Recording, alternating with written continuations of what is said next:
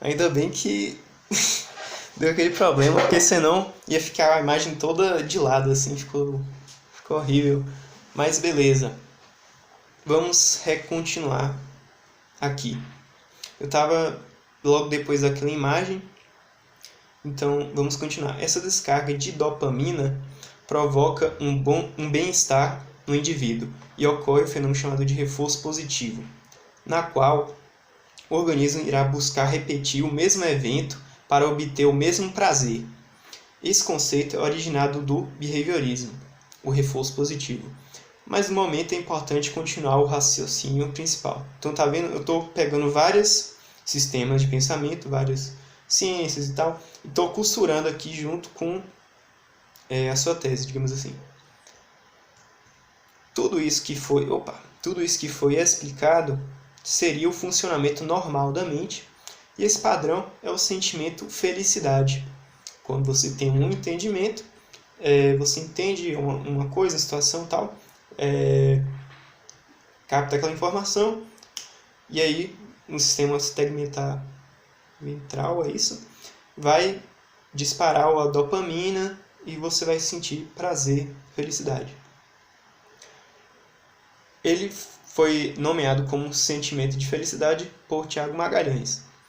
Logo, em um estado ideal, o ser humano só sentiria felicidade, pois qualquer pacote de informação pode ser assimilado, qualquer coisa pode ser felicidade, pois tudo pode ser um objetivo estabelecido previamente. Tendo o objetivo de aprender tal coisa, você cria o meio daquilo e você pode aprender. Logo, podemos dizer que a felicidade ideal é o exercício da inteligência. A inteligência, originariamente, significa a relação que se estabelece entre o homem e a verdade, segundo Ocê. Depois eu falo quem é Ocê. Em resumo, é a captação do real. Inteligência é captar o real. Então, o que eu estou fazendo aqui? Eu estou começando a criar um ideal, que aí depois você vai ver assim, nossa, cara, isso é muito fora da realidade, mas vai servir como um conceito, um parâmetro que eu vou utilizar posteriormente. Então, só um momento aí, que eu vou continuar o desenvolvimento aqui. Enfim, vamos nomear esse estado ideal em que só há felicidade de funcionamento ideal da mente. Quais seriam as condições para que essa psique ideal funcionasse dessa forma? A primeira coisa seria que ela sempre inteligisse a realidade. Isso é até redundância, né? Inteligência é você ter um entendimento que está captando a realidade. Então, eu coloquei esse conceito aqui. Inteligir seria, então, um entendimento correto.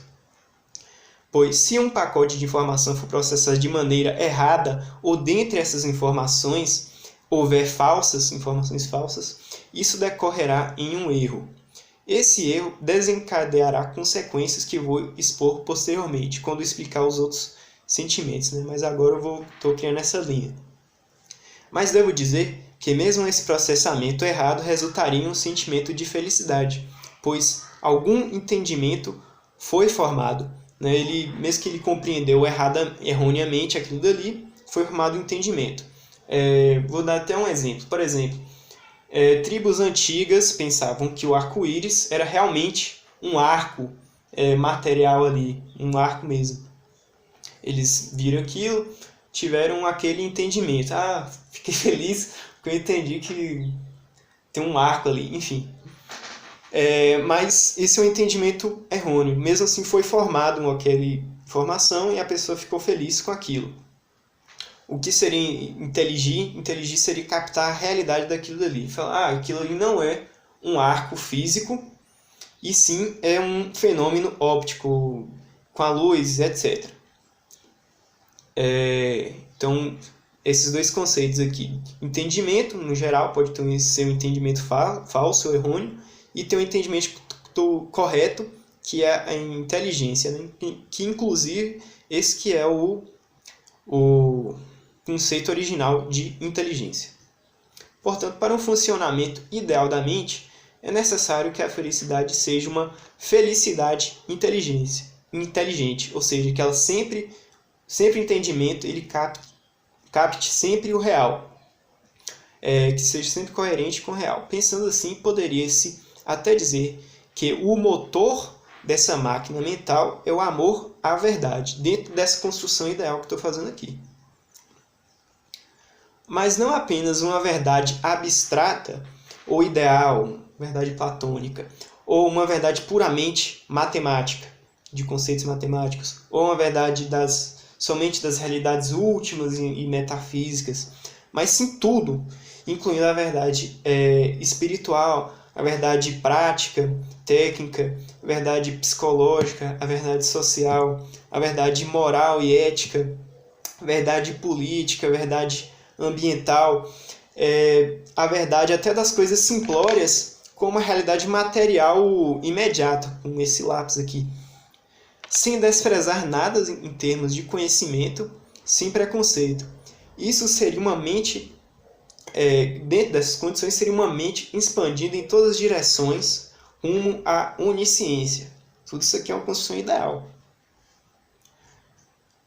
Além disso, todos esses conhecimentos, e que se ele está dentro dessa construção ideal, que são conhecimentos inteligentes, ou seja, que estão captando o real, todos esses conhecimentos / realidades estão intrinsecamente interpenetrados e conectados. Essa cosmovisão total se manifestaria como uma unidade do conhecimento na unidade da consciência e a unidade da consciência na unidade do conhecimento. Essa coisa aí. Esse é o conceito geral e abstrato da filosofia. E seu resultado último, tendo esse conhecimento onisciente de tudo, dentro dessa explicação dada, seria o amor por tudo e por todos, a previsão e a causa daquilo que há de acontecer. Beleza. Com certeza você que está me ouvindo ou lendo este texto deve estar achando tudo isso muito estranho, pois nem tudo é um mar de rosas. Mas reafirmo que esse funcionamento ideal da mente é um modelo que servirá de parâmetro para desenvolver meu raciocínio. Só um momentinho. O próximo passo é perguntar se já existiu ou existe tal tipo de mente. Alguma vez já aconteceu uma mente que sempre foi feliz, nunca ficou triste. Só felicidade, só entendimento correto, só inteligência. Teriam os anjos, antes da rebelião de Satanás, tido tal tipo de mente? Teria Adão e Eva o funcionamento ideal da mente antes do pecado original? Deixo essas perguntas para o Tiago Magalhães responder. Então, essa é uma coisa que eu realmente não sei. Se você puder responder. Mais uma coisa que eu posso responder é que uma mente sozinha, pelo menos a humana, não poderia inteligir todo o real sem incorrer em muitos erros. Então, além de ter a capacidade de apreensão do real, é necessário uma orientação de um ou mais indivíduos mais experientes. Né? Essa seria a educação. Para que sempre houvesse felicidade, o orientador ou educador teria que ser perfeito, como Deus ensinando tudo a Adão no paraíso. Então, se Adão ele tinha esse funcionamento ideal da mente, ele tinha isso por causa que tinha Deus ali, que era perfeito, que estava ensinando para ele, de uma forma que encaminhasse ele em um caminho em que sempre houvesse felicidade, até pelo menos a queda com o pecado original. Enfim, isso também é ilustrado por esse processo de aprendizagem, ilustrado por Vygotsky com o conceito de ZDP, que é a zona de desenvolvimento proximal, que tem um gráficozinho aqui que eu vou mostrar, espero ficar bem a imagem. Muito bem, você tem o que o estudante ou pessoa pode sozinho, né? Ele não pode entender tudo sozinho, mas com a ajuda do professor, que seria essa zona de desenvolvimento proximal, que é a ajuda de um professor, de um orientador, de Deus, sei lá, ele vai aumentar grandemente sua capacidade de compreensão. Então essa ajuda, esse desenvolvimento vai ser muito melhor empreendido. Então, agora entrando em um outro tópico, eu desenvolvi toda essa concepção do funcionamento ideal da mente. Agora vamos entrar em outra coisa. A vida real e a necessidade de reprogramação. Esse mundo dos sonhos, em que tudo ocorre como esperado, onde tudo é perfeito, harmonioso e agradável, é onde vive essa mente do funcionamento ideal. Nele não há esforço, tudo parece fluir naturalmente. Nunca é necessário sair da zona de conforto. Isso é tão irreal que chega a ser perigoso desejar tal tipo de coisa. É o sonho dos preguiçosos, né? Que o preguiçoso não precisa fazer esforço para nada. A vida real, pelo menos depois da expulsão do paraíso, segundo o relato bíblico, que creio eu não creio que nem mesmo o paraíso seja exatamente essa forma, assim, como no mundo dos preguiçosos. Essa vida real ela é muito mais difícil, complicada, complexa, caótica e, de certa forma, estranha. É uma vida problemática, com experiências desagradáveis, inesperadas e dolorosas. Eu não vivo no mundo de Platão, não, viu? De onde vieram tantas coisas estranhas ao desejo de satisfação? Estranhas como, né, que eu falei? Porque é estranho ao que você tinha planejado, aquilo que você tinha focalizado, como uma satisfação. Por que há essas coisas? Por que há esse erro, né? Essas coisas vêm do erro e do acúmulo do erro. O erro ocorre porque ele é possível. E também voltando, né, para a narrativa bíblica, a serpente explorou justamente essa possibilidade de erro. O caminho que leva à perfeição é cheio de surpresas. Por isso acredito que Tiago Magalhães, você me confirme, pense que no período primordial da origem e da evolução de Deus, eu vi um vídeo seu que falava disso, né, que teria uma origem de Deus, ele meio que formaria como se fosse uma evolução. Nesse período primordial em que Deus está se formando lá, ele teria passado por vários sofrimentos até superar tudo e ser o eu sou, YHWH. De certa forma, seria um monge ermitão lá, antes de fazer toda a criação. Então, até mesmo Deus ele não teria esse funcionamento que sempre foi feliz, assim, não. Ele passou por várias coisas até atingir a perfeição e poder ter a capacidade de criar qualquer coisa. Portanto, creio que o funcionamento ideal da mente, que foi esse conceito que eu criei, seja impossível neste mundo. Talvez fosse possível na época de Adão, não sei. Creio que nem mesmo os anjos experimentem esse tipo de coisa. Tal coisa não deve ser buscada, pois não é importante. É algo superficial. E só foi um instrumento conceitual, tal como as máquinas que não sofrem perda de energia, né? Aquela máquina ideal que não perde energia, que você usa em cálculo, é só da mesma maneira. Bem, logo, o que deve ser buscado é a perfeição, e para isso é necessária a perseverança e a persistência, junto à readaptação ou reprogramação. Então, eu estou tentando formar o que seria um caminho ou uma técnica de você atingir a perfeição. Ou seja, é o método da tentativa e erro, obtendo experiência, né? Com isso, cada vez mais as tentativas serão certeiras, os aprendizados rápidos e as previsões melhores e de maior prazo. Então você vai ter previsões de maior prazo e melhores, mais precisas. Aliado a isso, eu até procuro um estilo de vida que coincide com o da esquizoanálise também. Que seria o quê? Você fazer um bom uso de tudo o que nos acontece. Se não se acostumar com os bons encontros, de fazer um bom uso dos maus encontros. O que seria isso? Uma coisa ruim acontece com você. Você fica, coisa ruim, que chato, tal. Não. Você vai pegar aquilo, você vai procurar por exemplo, ter um aprendizado com essa coisa ruim que aconteceu com você. uma coisa boa aconteceu com você.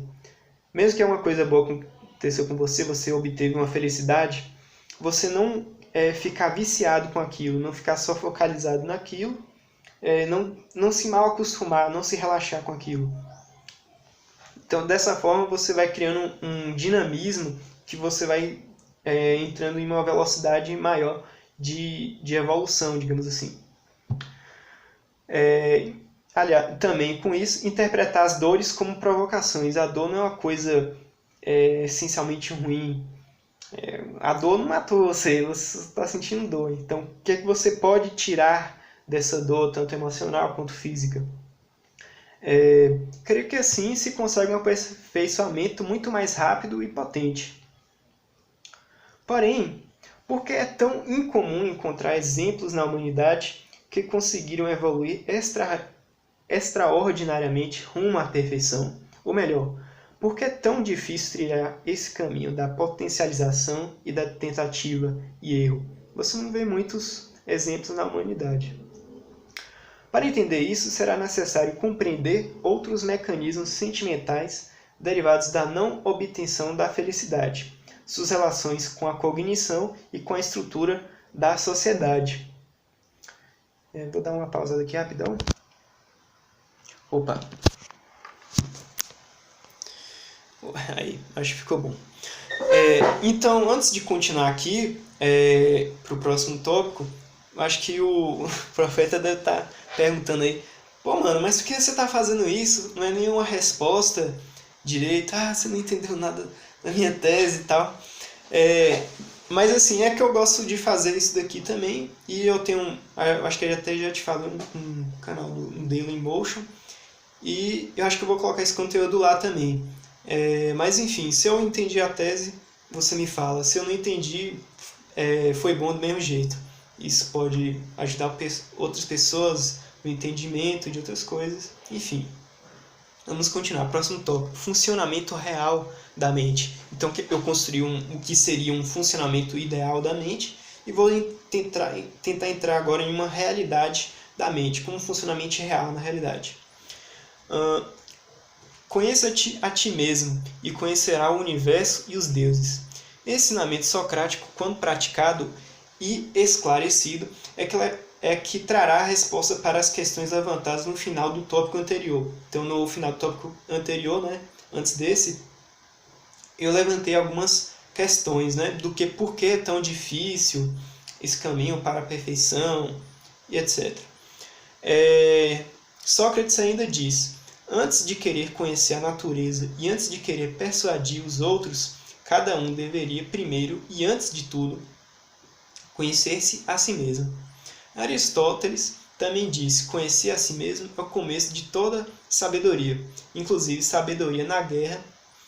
Sun Tzu ele acrescentaria. Sun Tzu também falava de um autoconhecimento, mas em um plano mais estratégico.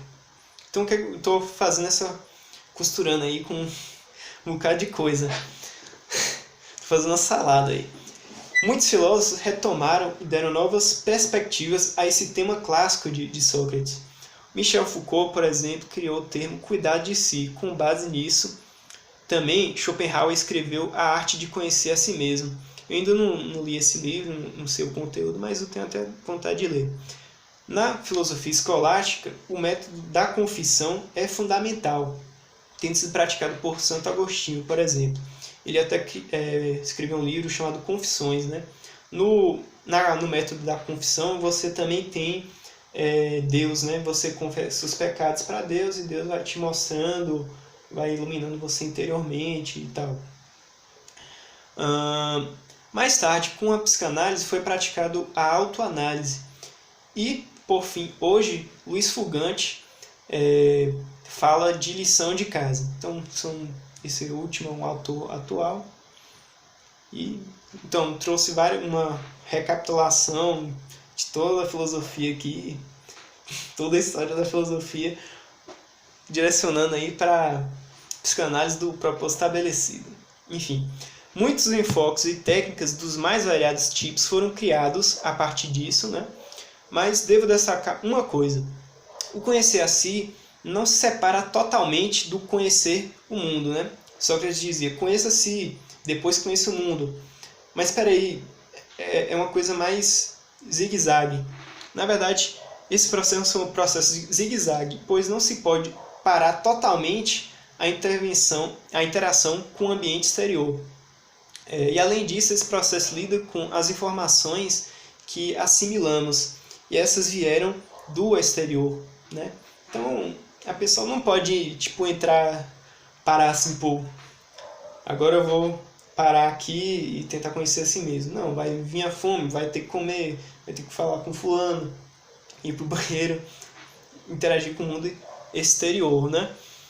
E inclusive não existe uma separação do ser entre o fora e o dentro, né? Tudo é uma coisa que nos atravessa, não existe na realidade um fora e um dentro. Pelo menos na visão da esquizoanálise acaba entrando mais nisso daí. Enfim. E além disso, esse processo lida com informações que assimilamos e essas vieram do exterior. Traumas, crenças, pessoas importantes, ambientes, cultura, história, tudo isso veio de fora para dentro. E por isso compreender o que essas coisas são, de onde vieram, ideologias inclusive, e como te afetaram, é praticamente conhecer a si. Não é uma coisa que eu queria pontuar aqui. Então até isso vai explicar algo que eu vou no próximo parágrafo aqui. Quando se entra nesse processo de autoconhecimento, a pessoa passa a poder, aos poucos, modificar sua relação com o outro. Hábitos podem mudar, os vícios param ou sofrem uma resistência maior para se repetir e tal.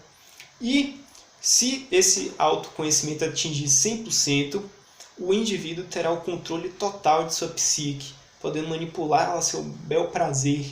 Ainda por cima, automaticamente poderá entender qualquer pessoa e até mesmo reprogramá-la, essas outras pessoas, e também estará apta para aprender qualquer coisa. É isso que a tese de Tiago Magalhães afirma poder fazer. E até estou trazendo uma explicação do porquê ela pode não só controlar a si mesma, mas também os outros. Porque o que eu sou implica várias coisas que não seriam eu, né? O eu, de certa forma, é uma ilusão, se você tentar separá-lo de todo o seu ambiente. Afinal, por que é tão necessário e tão poderoso o ato de conhecer a si mesmo? Primeiro, porque a mente do ser humano, há pelo menos milhares de anos, no mínimo, não é clara, translúcida e cristalina como uma bola de cristal, ou com uma água pura, lá de um lagozinho legal. Ela estaria mais próxima de um óculos com uma lente distorcida.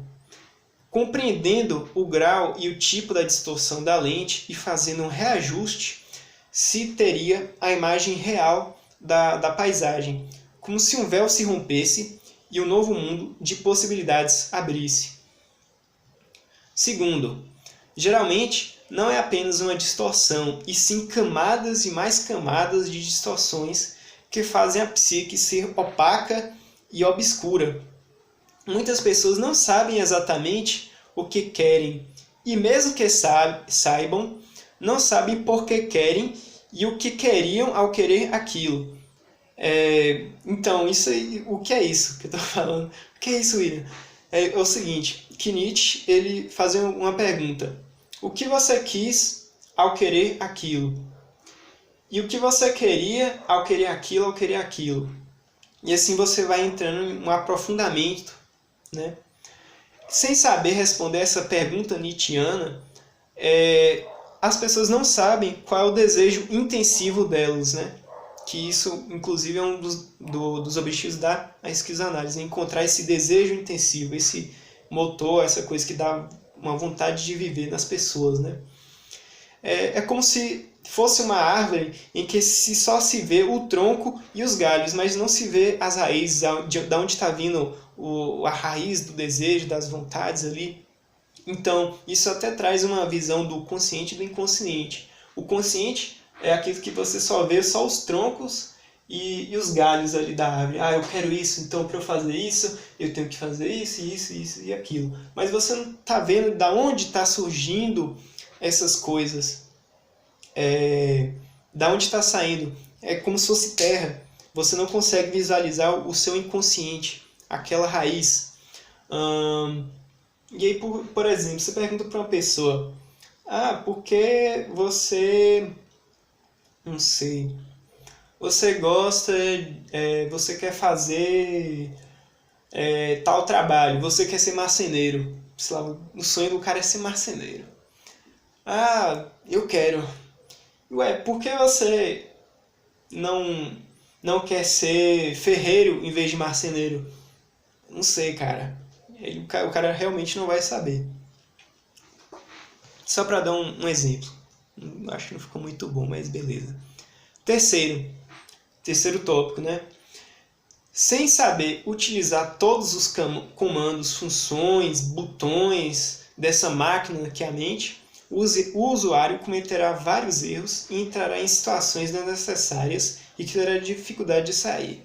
Imagine um cara aqui entra em um trator cheio de alavanca, botão, não sei o que, e aí ele vai começar a operar esse trator. Só que ele não sabe direito, ele de repente sabe só usar uma alavanquinha aqui, alguns comandos aqui, deve ter até uma habilidadezinha nessa alavanca. O cara tem habilidade aqui, mas outros botões, outros comandos não. Aí o cara ele vai comandar ali o trator, mas ele não sabe direito, vai fazer um monte de burrada, vai fazer burrada lá na construção e tal. De repente pode entrar em um buraco assim de terra, né? E ficar em um lugar sem saída ali.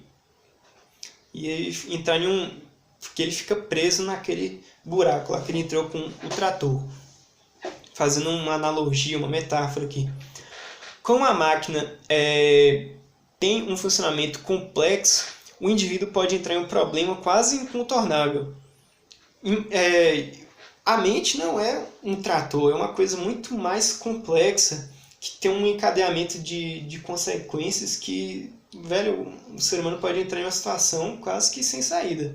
Ou sem saída mesmo. Sabendo o que é cada comando, função e compreendendo o giro dessas engrenagens, esses problemas não significariam mais nada. A pessoa já entraria em outro patamar. O cara sabendo lá operar o trator direitinho, tendo experiência e tudo, é como se o trator fosse o próprio corpo dela. Né?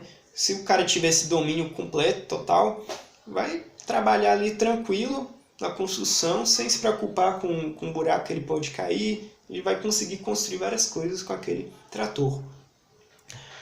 Quarto ponto. Estando livre destes atravancamentos, tendo aplanado a superfície, a mente é superfície de acontecimento, né? A mente estará livre para expandir em direção à onisciência e perfeição, que eu tinha falado lá naquele tópico do funcionamento ideal da mente. Né? Claro que não atingirá a onisciência, que creio eu, né? Mas poderá compreender qualquer coisa quase que imediatamente ao captar um campo harmônico total desse objeto, que é aquele campo de possibilidades e probabilidades. O filme Lucy faz uma representação disso. Por exemplo, ele olha esse lápis, ele entende o que é esse lápis, sabe todas as possibilidades desse lápis. Esse lápis ele pode quebrar, esse lápis você pode escrever com ele, você pode jogar em alguém, enfim, todas as possibilidades, todas as probabilidades desse lápis, tendo em consideração as moléculas, os átomos e tal. Aquilo que o profeta ele fala, né, do campo harmônico, múltiplo, enfim. Que nada mais, nada menos que esse campo, esse conjunto de possibilidades. Deixa eu ver onde que eu estava aqui. Quinto, para quem é cristão ou judeu, esse também seria o caminho da salvação. Inclusive, o significado da palavra pecado é ilusão, é errar o alvo. Voltando à metáfora da árvore, que eu tinha falado anteriormente, é um enraizamento errado que leva a uma pessoa a matar, roubar, invejar. Então, o que é o verdadeiro pecado? Não é o próprio ato de roubar ou de matar, enfim. E sim essa construção que levou aquele galho matar alguém. Né? As conclusões últimas elas devêm da raiz lá, da árvore. O que deve ser corrigido não é o comportamento pontual. O cara só corrigir porque ele matou, agora impedir que ele mate. Não, cara, ele vai continuar tendo aquele mesmo padrão. Quando ele tiver a oportunidade de matar, ele vai matar. Um serial killer, por exemplo. Mas sim toda a construção que foi firmada na areia, né? Até lembrei aqui, muitas pessoas falam assim, vamos podar a árvore. Mas não, cara, você não tem que podar os galhos da árvore, você tem que tirar a árvore daquele terreno arenoso e colocar ele no terreno rochoso, para ter uma boa base, um bom desenvolvimento. Né? E como é dito lá em Eclesiastes, o que é torto não se pode endireitar. Um pau torto, você não pode endireitar ele, você vai fazer muita força. Você pode até, se você não tiver recursos, fazer essa forçazinha aqui. Mas muito melhor, cara, na verdade, você fazer essa desconstrução completa e uma reconstrução correta e reta, agora sim, uma boa base, em uma rocha. Inclusive, Cristo ele é colocado como a rocha basal, né? Como se fosse aquela rocha matriz do Minecraft, que aí se você construir sua casa na rocha matriz, pronto, cara, aí não vai acontecer nada. Então a gente tem que achar essa rocha matriz para aí sim construir de forma reta e correta. Em outras palavras, desmontar o entendimento errado e o entendimento de falsidade, a mentira, e voltar a inteligir. Inteligir, retornando àquele conceito, é apreender o real. Né? O real seria justamente essa rocha. Os religiosos vão colocar como Cristo, o Logos, etc. Toda essa explicação sobre o autoconhecimento revela o porquê das dificuldades de reprogramação ao trazer uma descrição geral do funcionamento real da mente. Porém, tudo isso ainda está em abstrato.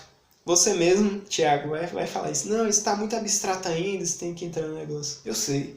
Espera aí que eu vou entrar no negócio. Tal como nas técnicas e concepções passadas, só foram usadas analogias e metáforas que são suficientes. Então essa metáfora, essas analogias que eu fiz com a lente, com a árvore, ela explica, ela dá uma clareada aí no panorama do negócio. Mas ainda não vai lá nos detalhamentos da coisa.